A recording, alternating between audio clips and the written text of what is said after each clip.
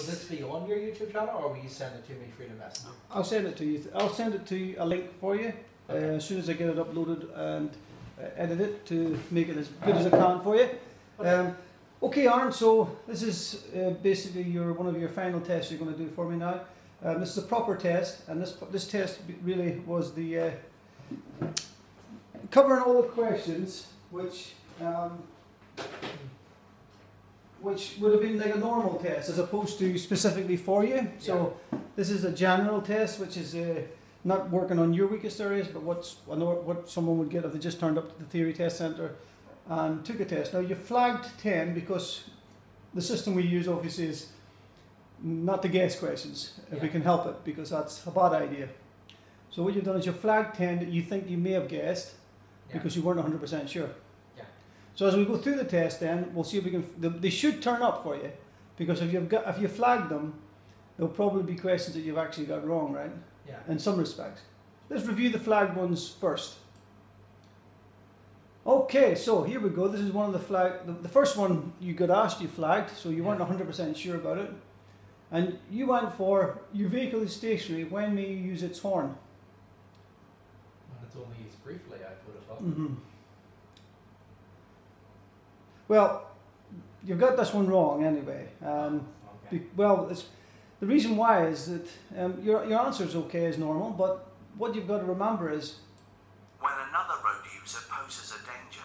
When another road user poses a danger to you, you're stationary, but you can still help them by sounding your horn. And even though you're stationary, you're allowed to sound your horn on that occasion when it may prevent another vehicle from having an accident. Okay. They may be driving towards you, you see, and about to hit you. You could beep your horn, and that would be a good example of how that would work for them. The reason why they don't like you beeping your horn when you're stationary is because some people would abuse that, and at night time especially, they would sit and beep their horn and annoy people. So here, it's the world we live in, right? The car radio. Why do people steal car radios? That was one of the questions. Like, did they sell it on or what? Well, probably. Let's move on to the next question. You're following two cyclists. They approach a mini roundabout. Let's listen to it. You are following two cyclists. They approach a roundabout in the left-hand lane. In which direction should you expect the cyclists to go? Now, on this occasion as well, you've come a little bit unstuck, because with cyclists in particular, horses as well, they have a tendency to go some weird ways at roundabouts. Because you see, what you've got to understand is the rider or the horse rider may not be familiar with the highway code. Have you thought about that? No, I wouldn't. I would have fought with the horseway rider or horse rider. They would have, but not everyday cyclists. I know I wasn't when I was cycling. So there you go. That's where you've come unstuck. The problem is, guess what? They could go in any direction. They may never have read the highway code ever. So they can go any direction, and you must be aware of that. Let's look at the next one. Why should you look particularly for motorcyclists and cyclists at junctions? For they're harder to see? They are, and that's the correct answer. Okay. I expected it would have been a more technical side, but I just followed what seemed right with me. No, that's a correct answer there. Okay. Well done. Thank you. Let's look at the next one. I've never seen those in Where will you see these red and white markers? I know there's like a black version or a white and blue version. Correct. Signaling the end of something. Well, like 3 miles, 2 miles, 1 mile. Yeah. Well, this is something that you wouldn't see every day, that's for sure. But it is in the highway code, and it is something that you need to know. Okay. These bars are the same bars that you would see at the end of a motorway, except they're a different colour in the motorway. The motorway ones are blue. Yeah. Now, the other difference that you have with these red bars is... It looks like a warning. It is a warning because you're coming to what's known as a level crossing. We know about that with trains. But this one's actually probably hard to see. And for that reason, they call it a concealed level crossing. Right. The word concealed basically means it's hidden. I hope it's not on purpose, because surely they try to make it... No, it wouldn't be on purpose. It's just the way things have turned out with the way the road management system has worked. Okay. Now, let's have a think about this as well, because this is slightly different than the motorway one. The motorway one has 100 metres of a gap between, for each bar represents 100 metres to the end, i.e. 3, 2, 1. Is that 300 metres in total? But unfortunately, this one doesn't represent metres. This is a slightly different way of working out. each bar represents a third the distance to the concealed level crossing. So you're basically starting off with a kind of a countdown. So that's you at whatever the distance is. Okay. Now, when you come to the next one, whatever distance you've travelled to reach to that is one of the bars. Okay. Now, when you come to the next bar, that's the same again. That should be the same distance again. So it's 1/3. Each bar represents a third the distance to the concealed level crossing, and that's going to be a bit confusing on its own. So it could be different for each time. It could be, and that's why they do that. All right. All right. So it's what you have to pay attention to is when you see the 3 bars initially. Okay, the warning bells start ringing. Yep. Concealed level crossing. When you see the next one with 1 bar missing, whatever distance you've travelled will be the next distance to the next bar, and so on. Until you reach the concealed level crossing. Okay.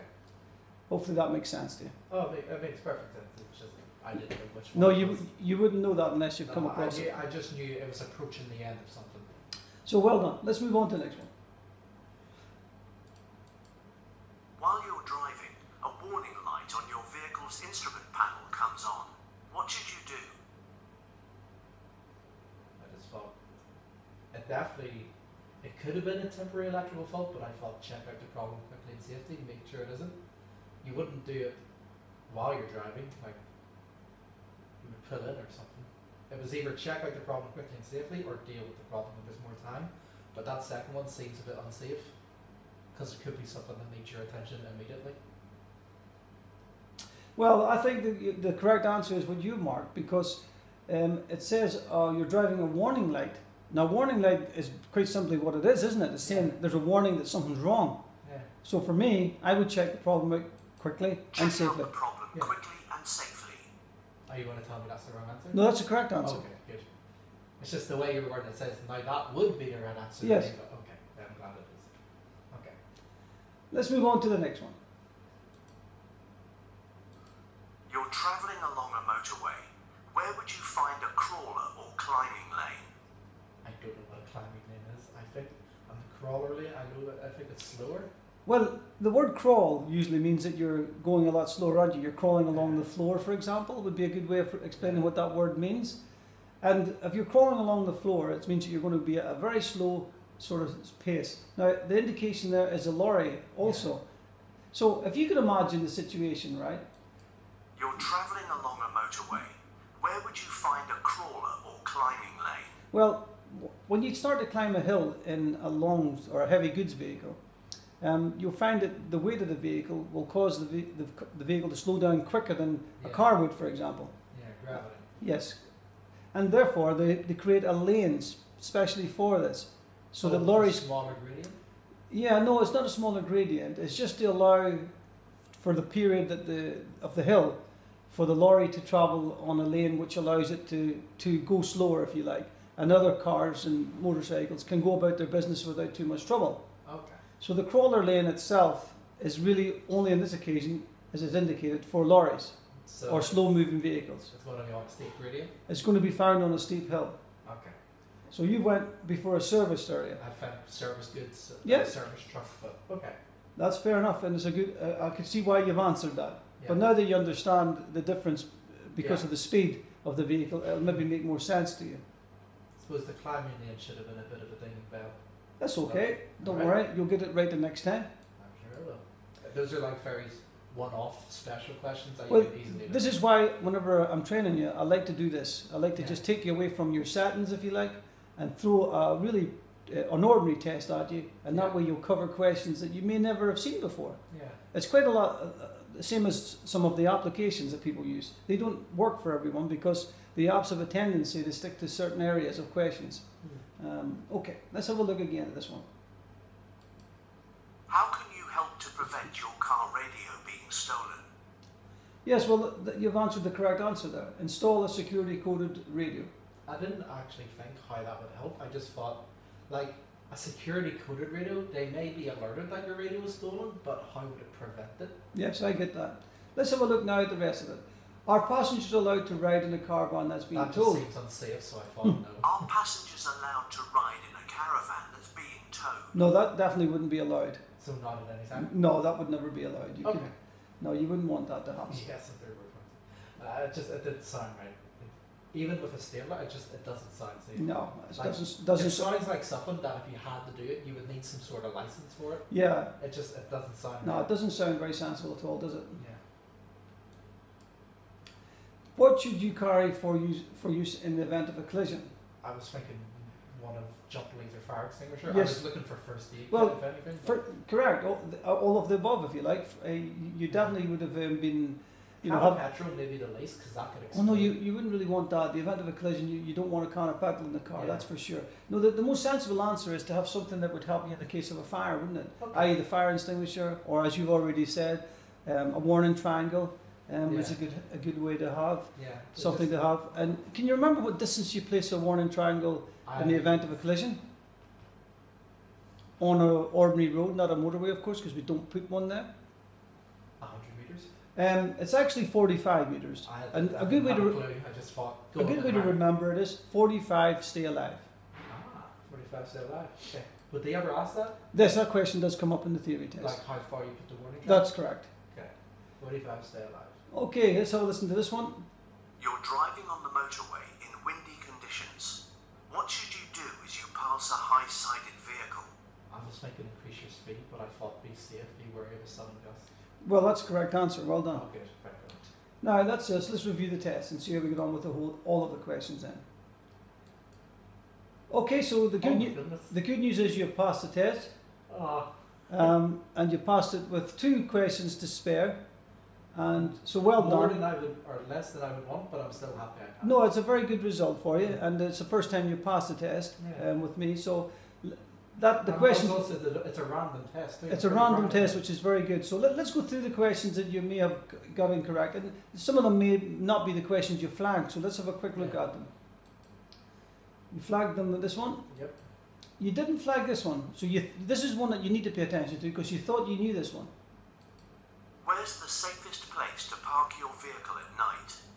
In a garage. Does it mean like a shop garage place? No, it means like a garage at your home. You know, a Oh. lock-up basically, where you can Oh, drive the oh. vehicle in and lock the car. Okay. Yeah. No. If I knew it was a home garage, I would have immediately Would you? checked that. Yeah. Oh, I thought you it were meant- thinking like a I garage was is in a thinking fuel it was station? garage or a service station. Okay, I get it. Okay.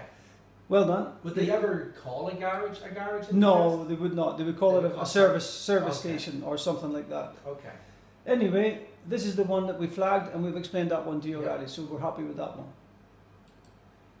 Your current vehicle needs a current MOT certificate. Ah, What will the MOT certificate enable you to do? it's actually good. Your vehicle needs a current MOT certificate. Okay. What will the MOT certificate enable you to do? Yes, so in Does other that mean words, you get money off that, or you have to give? no, it means that you basically can't go on the road and to drive because you've got no road tax. So even though you Right.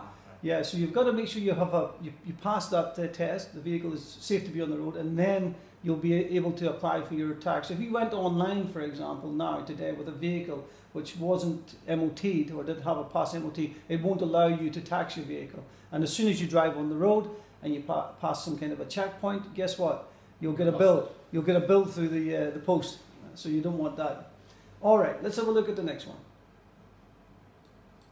And it was the crawler question that you got wrong. So if you can just have a wee think about the questions that you got wrong for now, and then what we'll do is we'll see if they come up again on the